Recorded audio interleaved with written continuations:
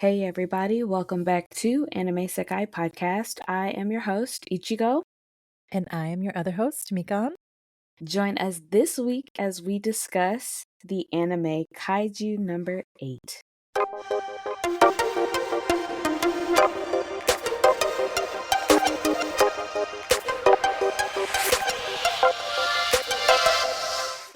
Hey guys, welcome back. Hey, welcome back. What's up, guys? We hope you've had a great week so far. And whatever day you're listening to this on, we hope you're having an amazing day. Thank you guys so much for joining us this week. So, this week, we are going to be discussing Kaiju number 8. Yeah. The brand new, ever popular shonen anime. I guess I consider this a shonen I would say anime. it's like a typical shonen. If you have not seen the first season, we will be giving out spoilers, so be sure to pause this episode, go catch up, and then come back.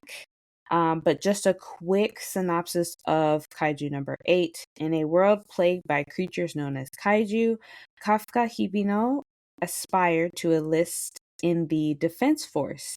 He makes a promise to enlist with his childhood friend, Mina Ashiro. Soon, life takes them in separate ways. While employed cleaning up after kaiju battles, Kafka meets Reno Ichikawa. Reno's determination to join the defense force reawakens Kafka's promise to join Mina and protect humanity. You can watch this anime on Crunchyroll. And interestingly, Crunchyroll actually had a live showing, which I think this is probably the first anime that they've done a live showing on their Really? platform. Yeah, where they show it at the exact same time as Japan As it's airing, right? is airing. Yeah. Which was 100% a complete shock to me. I personally chose not to watch it as it was airing live because I wanted a little bit of extra time to watch it. But Yeah. Same. I'm a binger. I waited until basically it was done and then I watched it all. Yeah, same. Now I will say, personally, I had not planned on watching this anime until later on down the line. I'd seen commercials for it and was like, okay, this looks interesting, but it didn't initially capture me as much as I it's would not. have liked it to. Yeah, I feel like overall it's not really up your alley. Yeah. Like a typical, yeah. I honestly thought it was going to be a lot more gory than it actually was, so I'm kind of glad that it Yeah. wasn't as gory. I mean, the first episode throws you off on that a bit. Like the first few, I think. But what got me to watch the show was not only just you, Mikan, but it was actually my husband. He was like, let's watch the first episode together. Yeah. And I mean, you already watched like a few episodes before I mentioned it, so you were already like on episode 4 or 5 by the time I mentioned it. Yeah. So I actually started watching it with him first because he was the one who brought it up. And we don't ever I think I've mentioned this on this podcast before, but my husband watches his anime in English. I watch my anime in Japanese. We also don't like the same stuff. So yeah. If anything, me and her husband probably have the more aligning anime. You guys are pretty much 100% aligned in anime tastes. He and I are polar opposites. And we have even that extra added polar opposite because he watches his in English and I watch mine in Japanese. That's just you gotta somehow get him to switch that, cause that's not gonna happen. At this point, I'm just letting it ride. But interestingly enough, the first episode that I watched of Kaiju number 8, I watched with him. And because I was watching it with him, he did not want to watch it in Japanese. So we watched it in English first. Oh, snap. How was that experience? So It was actually not bad. Okay, It was okay. not bad at all. Like the English dub was really good. I was So, shocked. the thing is, I have to say, um, I feel like this anime was so catered to the like, particularly American audiences. The way they did the trailers, the way they, like, advertise this, also even the opening ending, American artists, like, I've never even heard of that. And when you told me, like, Crunchyroll did, like, the live viewing, like, I feel like they really catered this for some reason. I don't really know why. Maybe the manga sold well in like, other countries outside of Japan, but I almost feel like Yeah. this was not made for the Japanese public. So I had heard, I haven't read the manga, but I've heard that the manga did very well It did. It outside of did. Japan. Not only like in Japan, but outside of Japan. So when they released the news that the show was coming out, I remember seeing it pretty much everywhere on my Yes. social media feed. And I was like, Yeah. huh, what is this? I guess I'll just have to wait until, the anime comes out to check it I out. yeah, I do agree. This was also on my manga radar, so I kinda knew Mhm. about it. This was on par with, I would say, Sakamoto Days, which I know everyone, I'm pretty sure if you know, you know. Everyone is waiting for that one too, and I would say Yeah. this is, like, on a similar, it wasn't, like, as popular maybe, but, like, yeah, it was on par, like, with the manga, like, it was on par with popularity, and so I Mhm. guess I do understand why, but I'm just so surprised that they really went mainstream with with this anime. Yeah, it did go mainstream, but it was really good. Like, don't get me wrong. Yeah. While this type of anime, I probably would have waited even until after, possibly even after season 2 to watch it. I was thoroughly shocked that Mhm. I, number one, watched it so quickly, and number two, I enjoyed it. I really did enjoy it. I I yeah. didn't wait like I did with Jujutsu Kaisen. Like Jujutsu Kaisen, season 1 was already done, the movie was already out, and we were anxiously waiting for season 2 by the Mhm. time that I started watching it. But with Kaiju number 8, I did start watching it, and that was because my husband was like, "It's really good." I could see, So like, it was good. this, yeah, this being up your alley because of the style of it and, the fact that it's not that bloody, you know what I mean? I Yeah. thought this would be, from what I've, like, seen of the manga, I thought it would be, like, more up your alley. Mhm. So that's why I was like, "Oh, yeah, this is a shonen should probably watch." And also, I feel like I just honestly love that he's a 32-year-old, you know? And I feel like because most shonen nowadays, actually, I would say there's actually older protagonists, which is kinda nice, but Mhm. previously, it's usually when they begin, like, when the story starts, they're much younger, teens, a lot of times, like, teenagers. But I just love, like, Yeah. personally, I feel like I related so hard to everything this man said. He was like, when the young kids are calling him old man and him being wiped out during, like, the obstacle courses and whatnot, and him being like, "Oh, is this what it's like in your 30s?" Honestly, it's so funny how I just related to him so much, Yeah, I will honestly. say that, but I also love how, and this is like a typical trope that I see in anime is like, or even like sometimes Japanese drama as Mhm. well, is like when you hit the age of 30 or above, you're Yeah, not considered Oji-san, young no Oba-san. more. No. You're Yeah, Oji-san, so Oba-san. I'm like, I'm still 30. Like I'm not, mind you, yeah, I'm not in my 20s anymore, but I'm in my 30s. Like, come on, I ain't Yeah. old.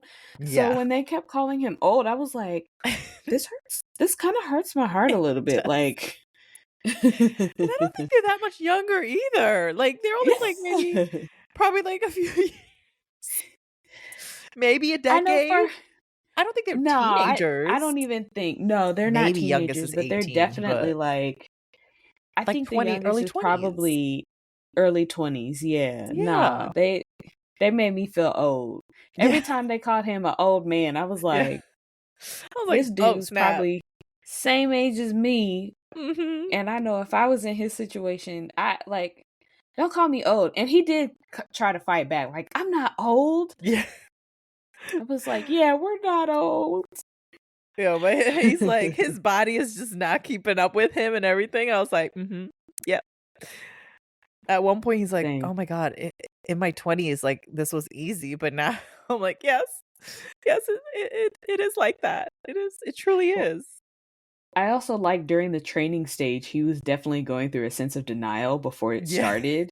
And he was like, I work out every day, like I got all these muscles, I'd be good. You know, when I was in my 20s, I was doing this stuff on the regular. Mhm. He and then it like pans to like him running out of breath and he's like Yeah. I was like, I was like, you "Yes, ain't in your that's 20s no me." more, bro. Yeah. I'm like, he's not even that, like, that much older, but you like, you understand. Like, I feel like when you hit that age, for those of you who haven't, you will understand what all these people who are older than you have been saying all this time. And I'm sure anyone who's, like, above that age or getting close to that age, you guys probably also are starting to understand, like, "Oh, that's what these people have." All my life, people have been like, "Wait till you get to this age, because your body will be the same." And I was like, "Okay." Now that I am, I'm like, oh my god, you guys were not lying. You guys were not lying. Truth. Either way it goes, I'm not letting nobody in their 20s call me old. I'm not like To them, we are. It's just that's just the reality no. of it. Like my thing is yeah, we may be, let's say we're 10 years apart. Yeah, that's 10. Okay, so it's 10 years. Mhm. And I remember I was watching, I think, a video, and the guy was like, "Oh, anyone over who," like, they were asking, "Who in your mind is old?" And the guy literally goes, "Anyone born after 2000." And I was like, "Excuse me? dang. 2000? That's, like, not even mid-20s yet." No. 2000? Sir, hello? No. Yeah, I don't know, these kids be crazy. But but I think it's really cute that the concept, like, even in this story, it's, although he's not old, the concept of, like, that you're never too old to follow your dreams, you know what I mean? Right. Right. That was the best part about this was that he was like, I don't this is my last chance to do this. I understand they've Mhm. extended the age limit. I still have a chance to make my Yeah. dreams come true and I'm gonna go for it. Now I didn't know how he became the kaiju, so it was interesting for me that, they in the hospital and they're recovering and Dano, who's in the bed next to him, is kind of like to him like, "Oh, thank you so much," and thanking him and just giving him all these kind words. Meanwhile, on the other side of the curtain, he's getting attacked. Yeah, It's he's not choking saying on a anything. kaiju. He's like choking on a kaiju, and I'm like, um, okay, that was Mhm. hilarious. I don't know, the what kept me coming back to the show was definitely the comedic moments. Yeah. I feel like they did that, like, there was a good enough mix, um, that in for me, like, they did it well, and I also feel like they have honestly, shonen is very cliche, I mean, most genres are very cliche, and I feel like they did all the cliche parts really well. They hyped up, Mhm. like, oh, everyone finding out, they, like, all that stuff, but I'm not gonna lie, I thought people were gonna find out one by one. I actually didn't think that they were gonna find out in this season. I thought they were gonna find out That maybe that like too, season same. 2, or it was just gonna be those 3 that knew it. So, Kafka, um, Shinomiya, Mhm, and Shinomiya. Dano. Yeah, Totally, I thought yeah. it was just gonna be those 3, and then maybe later on down the line, like, as he kept leveling up, Yeah, I thought the it was vice slowly. captain and the captain. Yeah, it was gonna be Yeah. slow, I but kinda thought it would be kinda funny if, like, slowly one by one, everyone, like, found out, like, 1 episode and then 2 more episodes after another person found out, and then in the end, everyone's like, "Wait, we all knew?" Like, what? yeah, like, dang, we all knew and we still worked alongside with him. It's like, oh, well, Yeah. he didn't act like a kaiju. So Mhm. that was interesting to me how quickly they all found out. Yeah. No, that was a surprise to me too. But let me just say something. Um, I'm hoping that they don't do me like Jujutsu Kaisen and kill off some of my favorite characters. That's all I'm saying. Oh. Like, I mean, I do don't feel like this is more oh. more PG, you know what I mean? It's more like teen-ish centered, like for younger audience, in my opinion, than Jujutsu Kaisen is. Mm. So I feel like it's not, but I do think someone gots to die. Okay, someone has to die. Whew. If that's the case, I really hope it's not any of my new favorite characters. Which right now well, I have two. So my two favorite characters is obviously Kafka, but I just like him because he's relatable and his comedic Hmm. effect, and he's really like he's your typical shonen character who's like, I'll put my life on the line to help save you or anybody else. Yeah. But he's also kind of cocky and then gets Hmm. brought back down to earth. He's like, nah, bro, no, you can't do that. You cannot do that. And then my other favorite character is the vice captain. I think his name Hoshina. is Yeah, Hoshino or Hoshina. Yeah. I He's love him. hilarious. He is so funny. I He is also like so that funny. he's the one who took Kafka into his team because simply for like Mhm. comedic effect. Yeah. He was like, that dude's gonna be hilarious. Like, we're gonna have the best team. He's gonna be the Hmm. comedic effect. And I'm like, oh, you recognize that he's the comedic effect. Okay, great. Yes. Awesome. The number one reason that he immediately was added to my favorites list is because of his Kansai accent. Oh, that makes sense. I was like, You Kansai and your accent, yeah, literally you love and him. your love for Kansai. Yes, I love Kansai so Also, he's just much. cool, you know? In a world full of Yes. guns, he got some knives. He got some swords. Like Yeah. I was waiting and I'm actually so glad that they had um several fighting scenes with him Mhm. because when he was introduced and as he's talking as we're going through the show, I honestly did not think that he was going to fight at all. I thought it was going to be one of those things where it's like, yeah, he's here for comedic effect. We know he's strong because he's the vice captain, so he's got to be strong. But we're not going to show you how strong he is until season 2. Yeah. I could see that. I'm glad that they did because everyone is like very not really hand to hand combat per se, but he Hmm. has like a cool like style to him, which I really love. Right. He was the best. Now, there were a couple of things that I personally didn't understand, Okay. like their power, how they get their powers. I'm assuming it's from the suit. But then they were talking about, well, you only have this percentage of power. And I'm like, Yeah. but does that come with the suit or without the suit?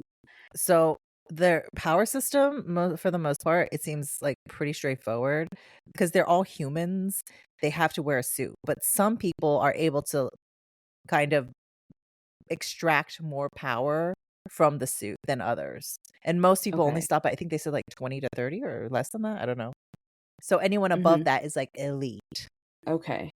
And then each of Okay. them kind of have like maybe a forte, like, Mina is like her crazy gun thing, and then Hoshina's Hmm. like he has a sword. Like everyone kind of has like I guess specialty that their fighting style or whatever they have, whatever works for them basically. Right. Okay. That makes a little bit more sense because at one point they were talking about the suits and then the power level. And I was like, but then they did, I think during their training, they didn't have the suits on and they were still talking about power levels. So I was like, I'm a little confused. So Um, far, I think in order to fight, like they always need the suit on. yeah. I'm sure they can Well, fight, but like without it, but they don't have any powers, I believe. the suit also acts as a shield Yeah. as well. So it's like full body armor that doesn't look like full body armor. Yeah. It's So, kaiju like scale or skin or whatever. mhm. And then some of my other questions, which I'm curious to know if they expand on this in the manga. I'm gonna have to pick up the manga just to find out. But um, number one, how do they number the kaiju? Oh, so they actually let them know any kaiju that's like extremely powerful that they've experienced, that's how they number them. Anyone that's caused like extreme havoc or whatnot, they numbered them. So in the past, up until Kafka, there have been Hmm. 7 kaijus that have caused that to happen. And so he was number 8. Which I get that, but I'm like, if those kaiju had like destroyed a whole bunch of buildings and killed a whole bunch of people, then that makes sense as to why they number them 1 through 7. But Mhm. with Kafka, he ain't hurt nobody. He ended up saving people. So that's why, I mean, yeah, he accidentally destroyed a hospital, but he didn't kill anybody. Like, there was Yeah. no casualties that were reported. So I was like, is it because of whatever power level that they are able to generate in their system that's like, okay, he's that same level as the other 7, so he's number 8? Or is it like a destruction level? Like, I'm curious to know what, at least for Kafka, like in his particular case, like what determined him to be kaiju number 8? Yeah. So what I understood, he was one of the ones that was able to escape. I'm assuming that whatever kaiju comes about, they always fight them. Mm-hmm.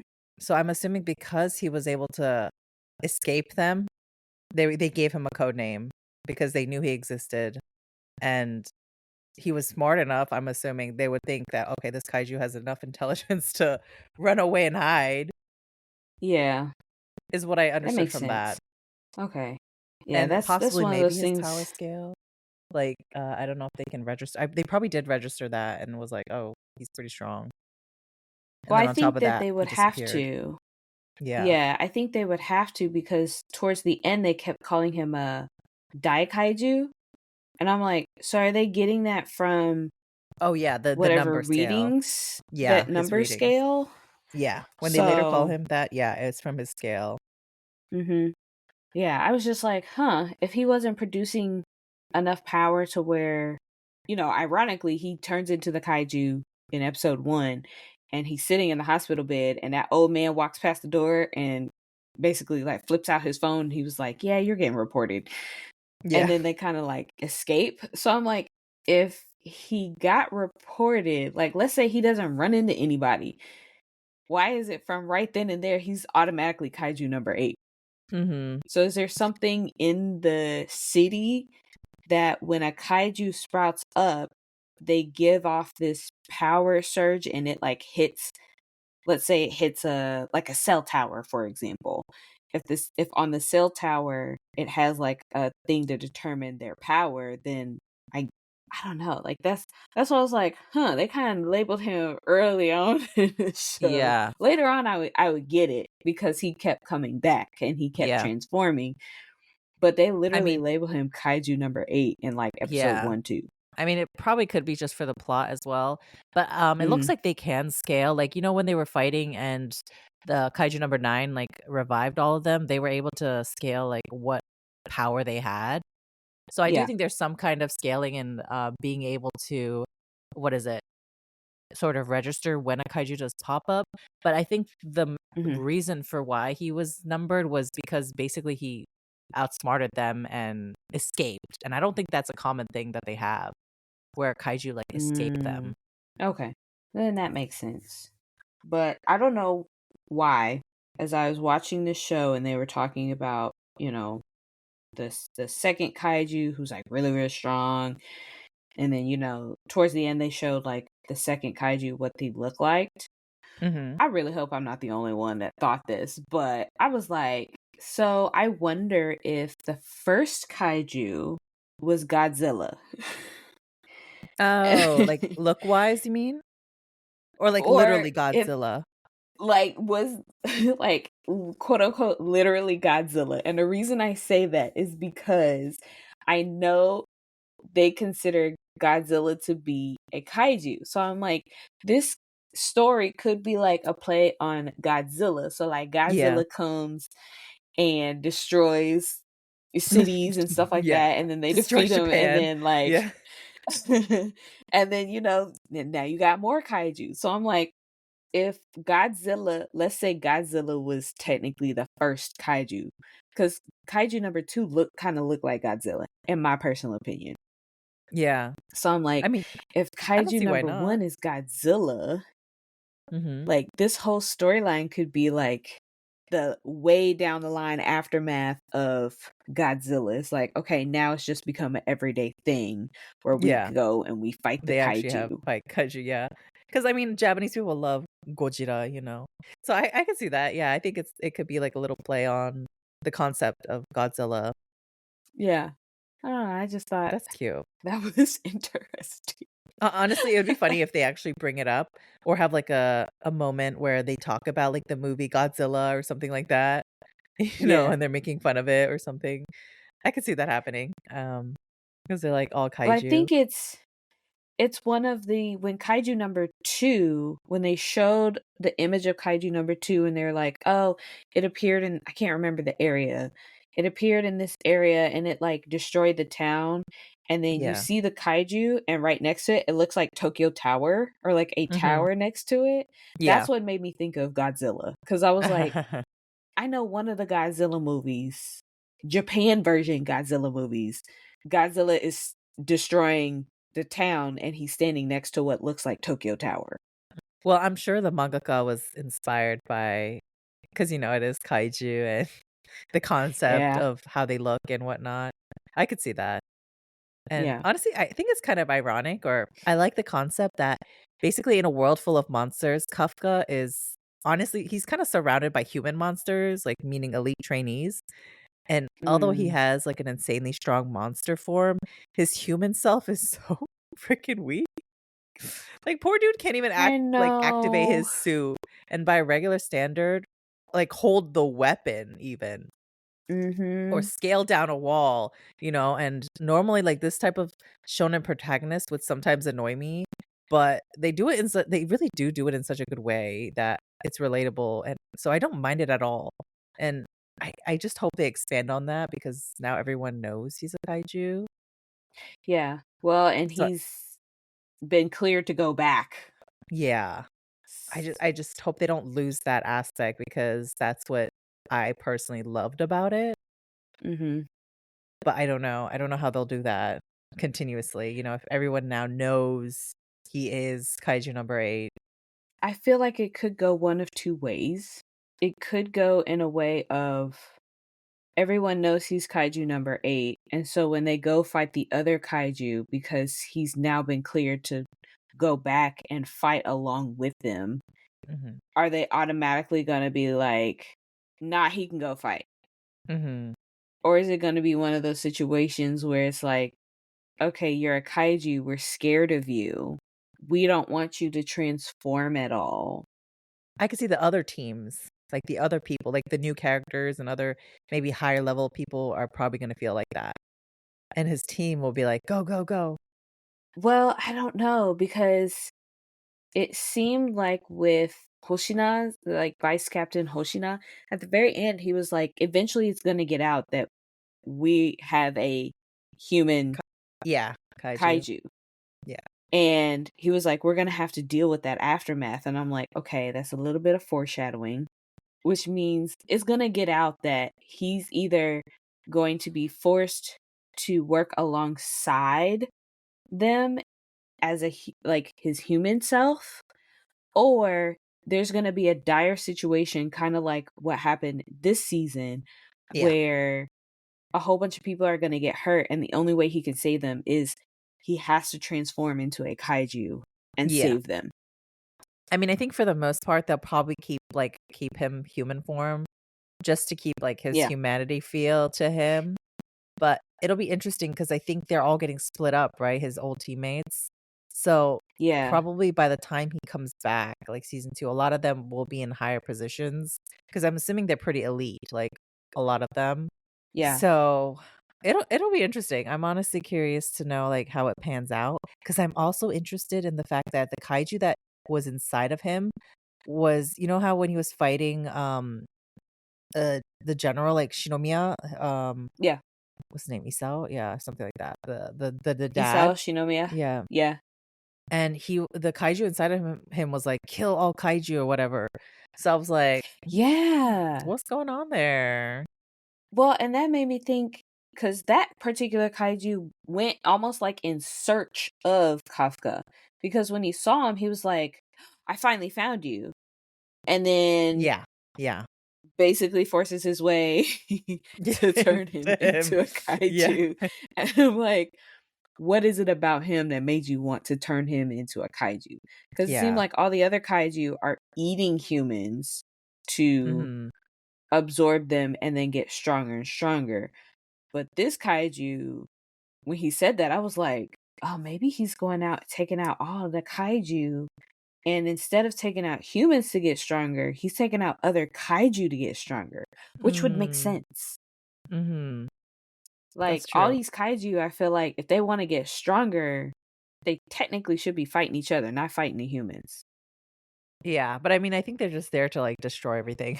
That's Yeah, that's true. that's there.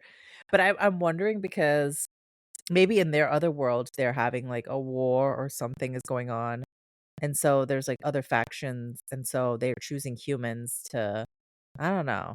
I don't know. That's what I'm interested to find Uh, out, but I feel like that's a secret that we won't know for, like, seasons to a come, little while. honestly. Yeah. I mean, overall, it was a really good show.